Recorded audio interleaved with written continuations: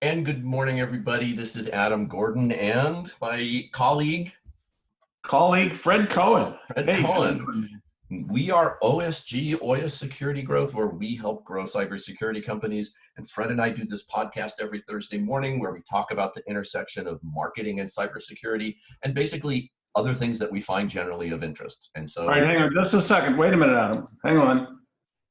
Okay, I've just scheduled an email to go out next Monday to a massive number, however many, 10,000 people. So continue. What were we discussing now?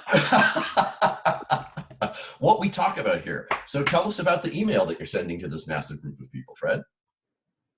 Oh, this is about, so last week I sent out the Oya Security Growth email saying, or earlier this week saying, hey, Oya Security Growth new, last 4 podcasts, because we don't want to send it out every week, so we send it out once a month, right? Sure.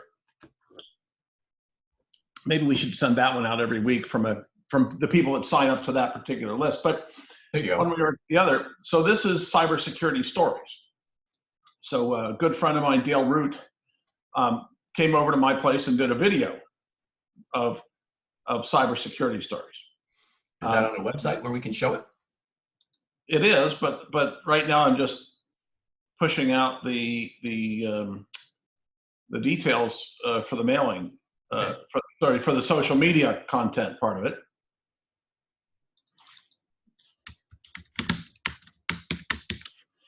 And so I'll just finish that in a few seconds here and push the schedule button.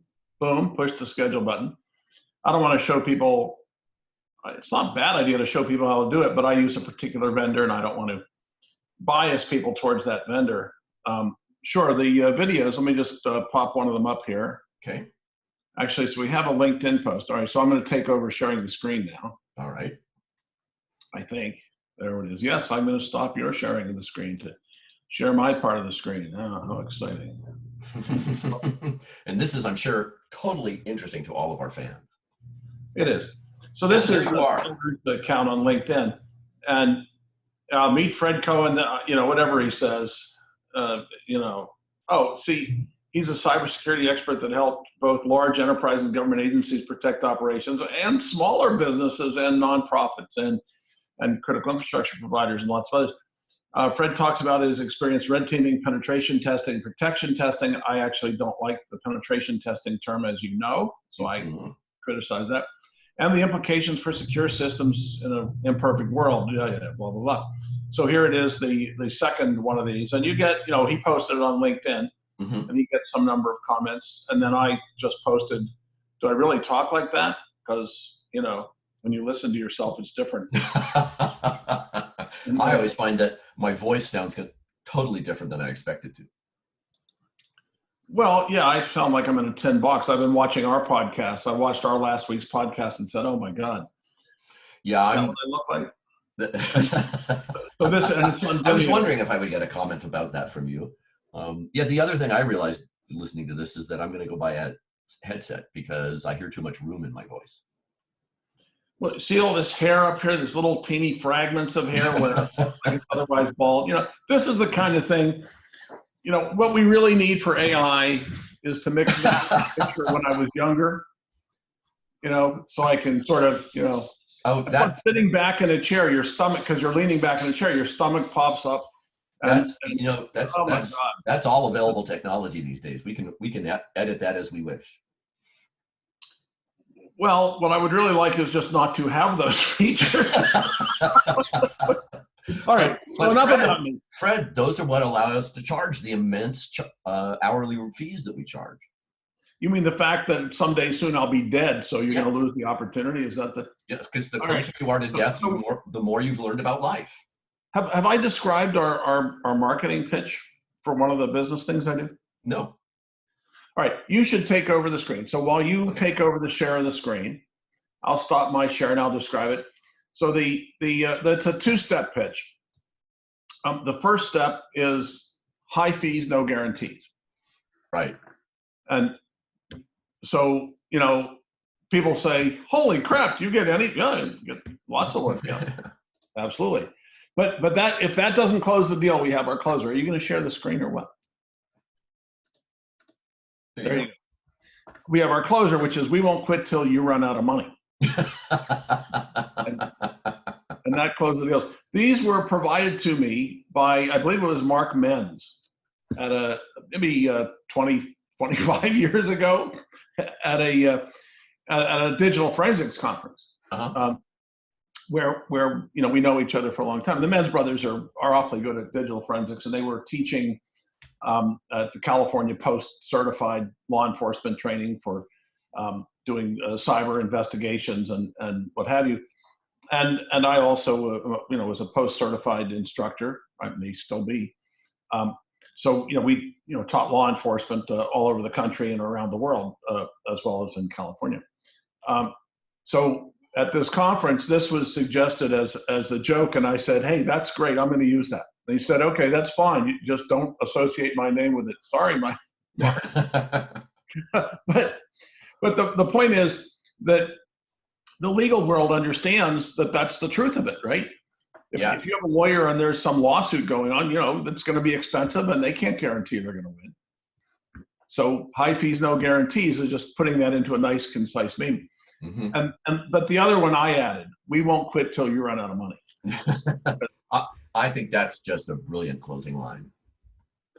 Yeah. So, and it turns out, in legal cases, not just this is the way it is, what does that say about your customer, right? Mm-hmm. And this is about horses for courses, right? Right. So what it says about your customer, high fees, no guarantees, well, they must have a lot of money or they can't pay the high fees. No guarantees, they must be sufficiently desperate that they're willing to, well, that's right. But it also then says that, because it has to be so important and they know you can't get a guarantee, it also says something about, your quality, that they choose you to do these sorts of things, because you must be pretty damn good if they're willing to take that risk. In some cases, it's a risk of going to jail for the rest of their life, and in some cases, it's a risk of taking a substantial enterprise out of business. Right. Well, the other reason that they could accept no guarantees is because they're big enough that they don't care. Is no such thing as so big that you can't be lawsuited out of business. Well, I suppose that's true, but you can be so big that it's hard to, too big to fail. Yeah, no, I'd say you can fail. but it's much more complex than that. But yeah, well, let's just say taking Goldman Sachs down would be a little bit harder. They could have gone down the last financial crisis, except, this is one of the reasonable, I think, complaints about the Democrats, and in particular Obama and that administration, is that the reason we have such a law and order problem right now with top level executives in the federal government, and not just the president, but across the board, is because high level people were not prosecuted in that financial crisis. Mm-hmm. If the people running those big financial institutions had gone to jail and been unable to participate in Wall Street anymore for the rest of their lives and had a lot of their personal fortunes taken away, then first of all, Trump probably wouldn't have gotten elected, because Obama would have been seen as that. He might not have gotten, reelected either, but that's a different issue. But the other thing is that because there's no punishment associated with the crime, that means people will feel free to go perform the crime. And so they're basically, why should I stop at a stop sign if I'm going to get pulled over for not stopping at a stop sign when I did? Right? That's the side of the law where over enforcement creates a public perception that produces more law breaking. Right. The other side of it is when you underperform, when you say, well, if you steal $1 billion, you're not going to jail. So they put Bernie Madoff in jail. Okay, so they got one of them, right? Yeah. And over his ripoff, but lots of others don't go. Right. In particular, these people on the top of Wall Street, ended up not going in the crisis. Right. And so that's the story behind that notion.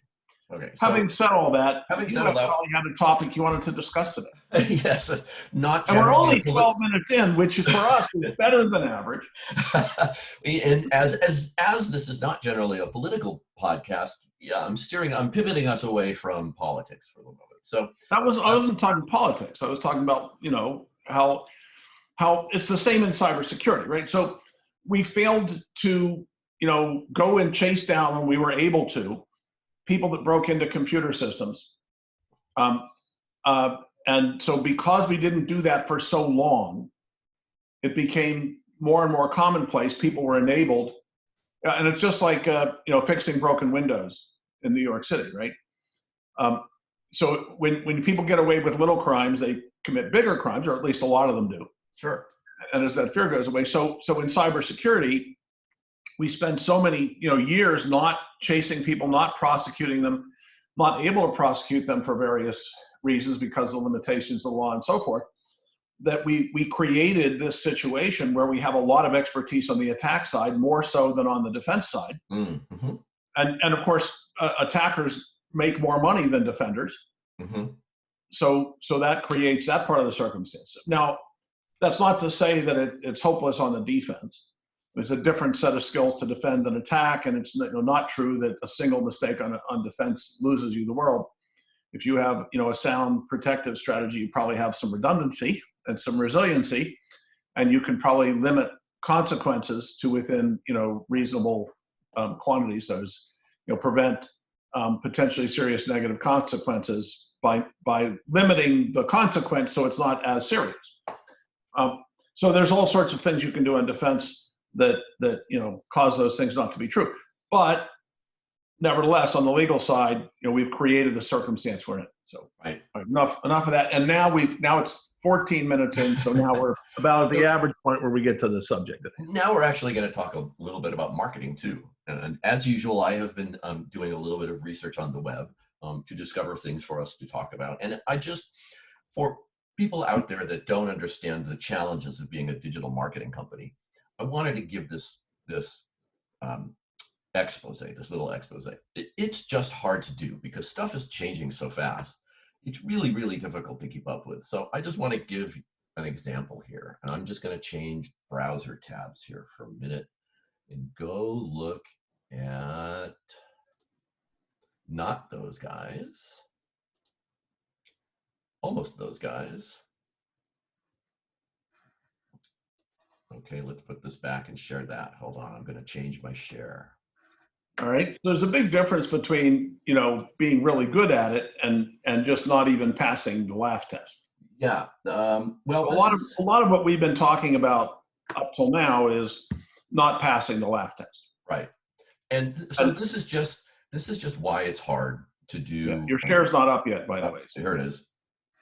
There we go. Bloomberg. Oh, God. Bloomberg, BNA. Okay, so this is actually from a company called BlueText, which is one of the top cybersecurity marketing companies apparently in the world. These guys do PR, they do digital marketing, they do all sorts of marketing for. And they're called Bloomberg BNA? Or? No, Bloomberg BNA is a client. And what does the BNA stand for? I have absolutely no idea. And they don't tell you. So no. Is this affiliated with Bloomberg, the ex-mayor of New York? This company did a campaign for Bloomberg BNA, which is one of their financial products. You can see the financial screens back here in this shot. If you say so, but I want to get back to my question. Is this associated in some way with the ex-mayor of New York or not? Yes, this is the software that his company sells. Okay, thank you. Because, otherwise. Yeah, what is it? Yeah. So these guys did a campaign for Bloomberg, and this is their page about it, and they have a link to the site. And so let's see what happens when we link to the site. This is what happens. This is why it's so hard to be a digital marketing agency. These guys are top marketers. They know what they're doing. They're really good at it. Do you have your screen in that silly inverted mode that you use? I do. Turn it into regular mode. That's the problem? Well, let's see what happens. All right.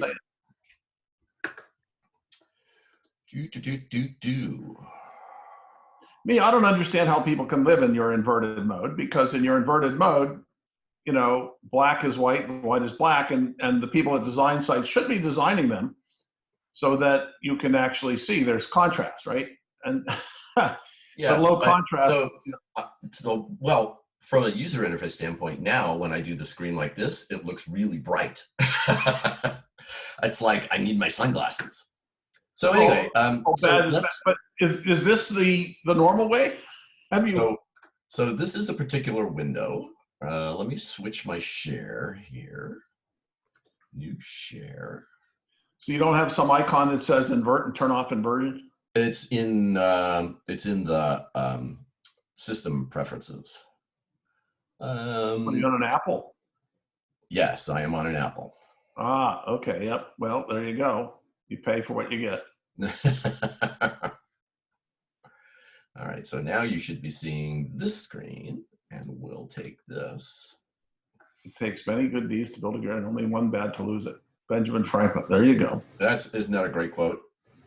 It's a pretty good quote, but you know. And this is the company that I was talking about, by the way. This is Rafael Herman, cybersecurity as a public relations issue. And so yeah, it's a very important public relations is a critical part of cybersecurity. If you're not doing, as an enterprise, if you're not engaging your PR department, your marketing and your sales and public relations, then your response is almost certain to be bad news when something happens. Yeah. And you see these mistakes all the time from companies that haven't thought through it. Yep. Yeah. So, and the one of the interesting things I found is this paragraph in here where they talk about investing resources in proactive media relations. And so what we do here at OSG is we actually take that a step further. We invest in proactive marketing. So one of the things that we do as a part of how we help cybersecurity companies grow is our general algorithm for marketing plans is 60% of it is what you need in the next 24 or 36 months.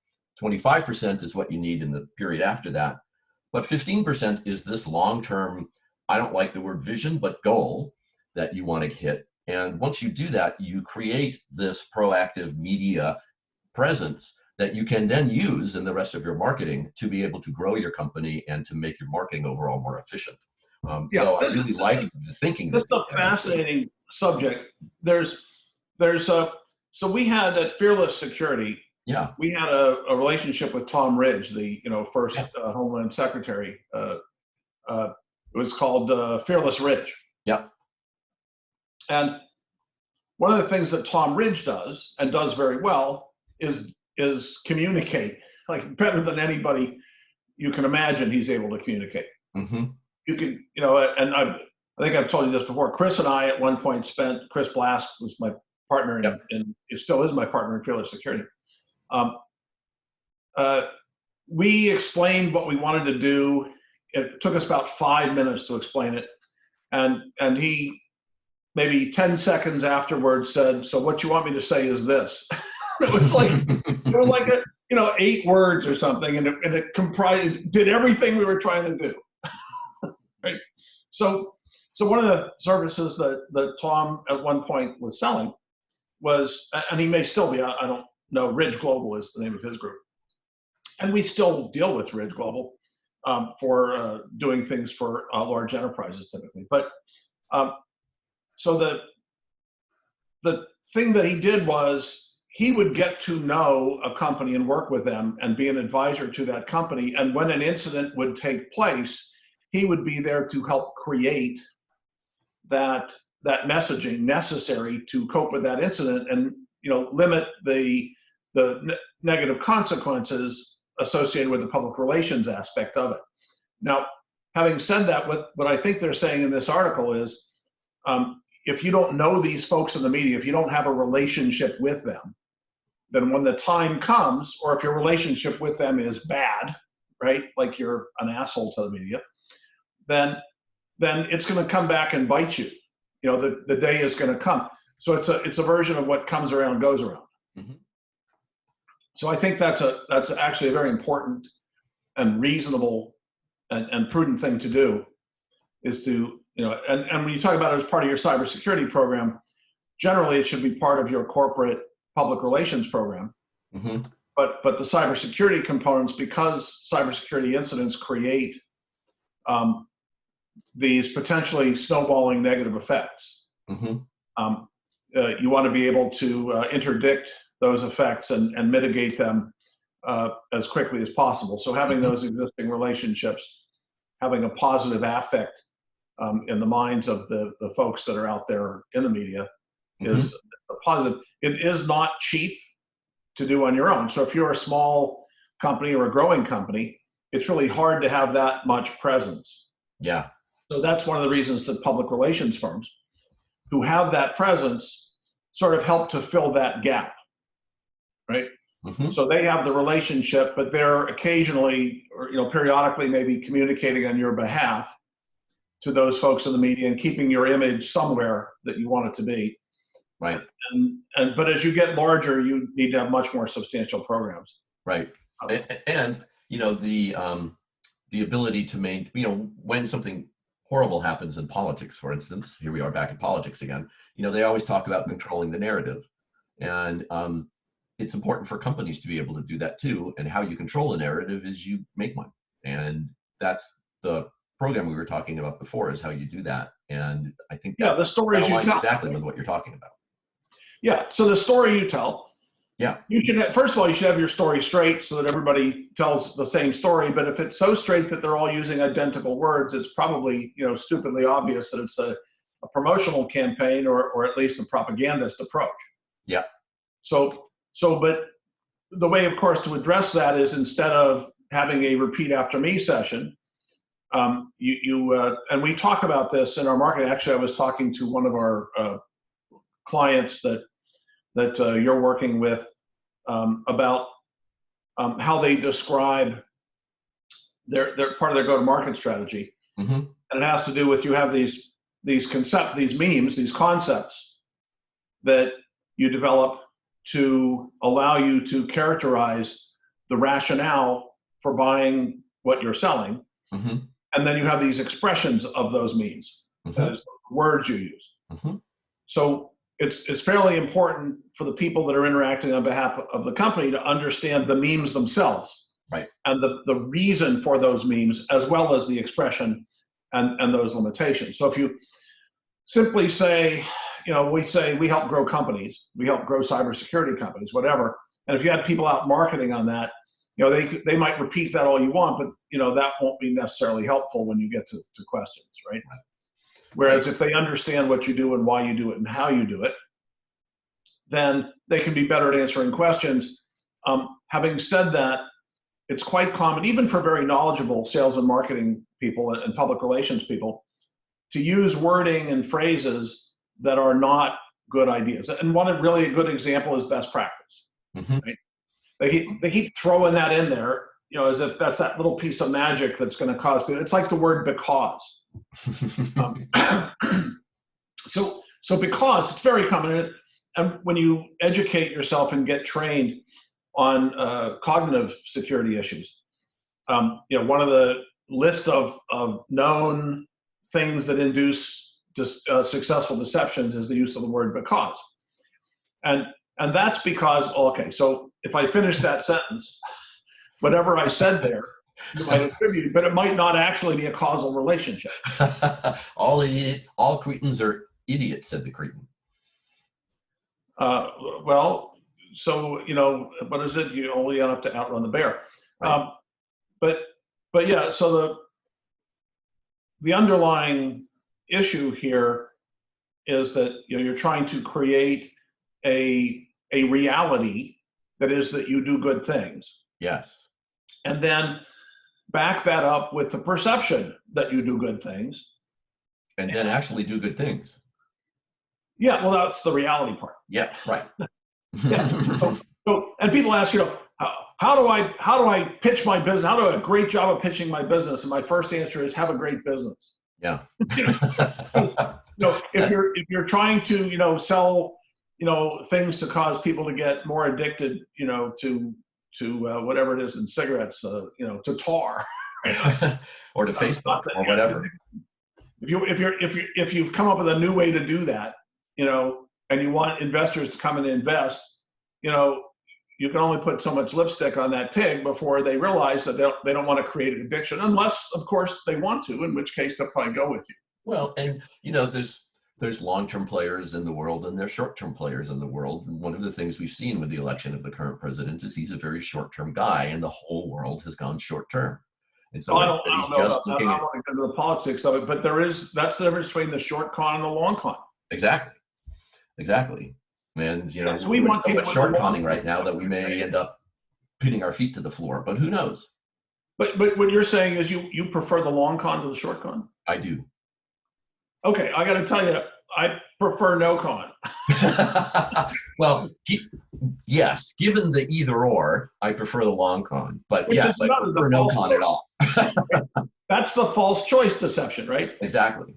Yeah. As a matter of fact, I'm writing an article about that right now. Is that either or is always a lie? It's never either or. Well, either you're dead or alive. It's hard to say anything monolithically, but almost never. Yeah, usually not. Yeah. Yeah. So it's really an interesting subject matter, right? Because it's really difficult for people to make decisions. They don't like to make decisions, more complex, more difficult decisions. They like to make even less. Mm-hmm. And they really dislike going and remaking decisions. Yeah. So one of the reasons that you present alternatives from a finite set is, and by the way, in cybersecurity, in many cases, there is a finite set of alternatives. So mm-hmm. it might be an either or because there just aren't any other alternatives for this particular thing. But the decision-making process can be characterized in a finite way without having complex mathematics and metrics and the need to have a scientific experimental basis and repeatability and all the statistical requirements met. The reality is that people have to make individual decisions that are circumstantially different from every other circumstance you encounter, even though there are similarities. Right. So you do need to create some sort of set of rules of thumb, some way to simplify that decision to turn it into something where a decision can reasonably be made and where that decision has a reasonable chance of being beneficial. So would you call that set of rules an algorithm? Well, so we define, our standards of practice includes things you could characterize as algorithms, but sure. So there are different kinds of decisions, right? Typically an algorithm works for certain classes of decisions and not for others. And there's also time frames associated with decisions, right? Mm-hmm. And we talked about this, I think, last week. We talked about these boxes that pop up that say, you just did something really stupid and all you can click is okay. Sometimes I click the close window box instead of okay. I think that maybe I don't think it's okay. So if I said okay, I've just approved it. But I don't think it has any different children. That reminds me of a website I ran into this week. I am, as you know, the interim CMO for one of our ADE clients. And I ran across angel to exit. Angel to exit. Sorry, don't use acronyms. That's right. That's the rule. So for our angel to exit clients, and this company makes a product that tests wine, and so I've been looking at companies that make products that test wine, and I ran across this one the other day, and it was my comment on the slide on the website when I recorded it was I thought that you had designed it. Because it was just really awful. And it was actually worse than yours, because in the cart that they gave, in the shopping cart, because it was an e-commerce site, they gave you a list of products, and the only thing that you could do in that whole page with hundreds of products on it, hundreds of buttons, was put something in a cart. That was the only thing you could do. There was no way out of the page. There was no additional way to do anything else. You could only add things to the cart or close the tab. Maybe if you couldn't close the window without purchasing something, that was a good strategy. Maybe. So you have these other ones that'll pop up. So you can pop up a window from within a window if the protection settings aren't preventing you from popping up windows. Right. And so one of the viral behaviors was to have each window then pop up another window. So you have this recursive, indefinitely, propagating bunch of windows popping up on your screen. You can't do anything. Eventually, you run out of memory. So that's a web-based, HTML-based virus. It turns out. So maybe those guys have 100% conversion rate on that page. Well, yeah, that is maybe. Maybe. So having said that, we're coming towards the end of it. Yes. Today, and I just got an email, and I just thought I would share this with you. This is from Dinah. And Dinah won't you blow, Dinah won't you blow, that song. All right, it's an old song. Yes. So here's the email. It's advertise sponsored content on your site, all.net. Hi, all.net, comma. Wait, it gets better. It's personal, Fred. It's aimed at you. Aimed at all.net. Hi, space, all.net, with the link, connect to it, space, comma. Next line, hope you are doing good. So it turns out I am trying to do good. Yes. Perhaps that's not what they intended. I'm Dinah, and I work for an online digital marketing agency. Okay, next line. I came across your site, all.net, 2 spaces on each side, instead of 1 like every other word in the sentence, and got impressed with the persistent and efficient info and sensations on your site. Well, you got to bring up all.net now, Fred, so we can all see it. It is sensational. No, you can bring it up. That's fine. Okay. Next one says, I was wondering if you allow informational guest posts on your site and in-context link placement on already existing articles, and if there is a price for that. Comma, let me know the best price per post and /or link placement period. Cool. Okay. $1 million to get on your site. It's $1 million. That's how you answer that. Why would I answer it that way? Because would you let them on your site if they paid you $1 million? Probably not. Okay. All right. So your soul is worth more than $1 million. We've established that. How about 10? So friends. So let me answer your question, because others might want to know. For $24 million after taxes, so it comes to about $48 million. Right. You can buy the all.net website and everything. Well, not everything on it, but you can buy the site. All I will insist on is that you have a link there that goes to another site of my naming that contains all the same content I have there now. Okay. So that, anybody ever going to all.net in the future can click here for fc0.co and it'll take them. Well, then that's how you answer the email. We don't take guest posts, but you can buy the site for $48 million. There you go. Well, under the proper conditions, cash in advance, 50% deposit for the negotiation. And with that, friends, if anybody's in the market to buy all.net, you know who to contact. And if you have $48 million. We are OSG, and we help grow cybersecurity companies. Everybody have a great weekend.